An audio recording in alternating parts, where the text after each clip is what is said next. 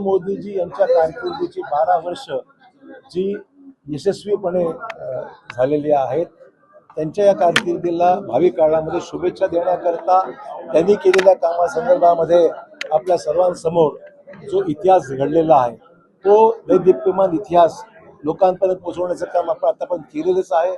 तो इतिहास लोकांसमोरच आहे आणि मग ती पायाभूत सुविधा असो, जनकल्याणाच्या योजना असो, सामान्य माणसाला महिला सक्षम करण्याचा विषय असो, शेतकऱ्यांच्या अडचणी होण्याच्या बाबतीमध्ये असो, जनधन योजनेच्या बाबतीमध्ये असो, पीक विम्याच्या विषय असो, आरोग्याच्या विषय असो, जेवढ्या काही योजना केंद्र सरकारने मोदी साहेबांच्या माध्यमातून केलेल्या आहेत त्याचा सर्व इतिहास जर पाहिला तर देशाच्या जनतेने सातत्याने 3 वेळा देशाचे पंतप्रधान म्हणून एक यशस्वी पंतप्रधान ज्यांनी देशाच्या जनकल्याणाकरता, सामान्य माणसाच्या कल्याणाकरता आणि देशाच्या गतिमान विकासाकरता जे काम केलेलं आहे त्याला 12 वर्ष आज पूर्ण होत आहे आणि म्हणून त्यांचं अभिनंदन करण्याकरता आणि जनतेचा विश्वास असा कायम ठेवून ते आगामी काळात काम करणार आहेत आणि सातत्याने यशस्वी होतील. अशा 22 राज्य देशातली जी आहेत ती एनडीएच्या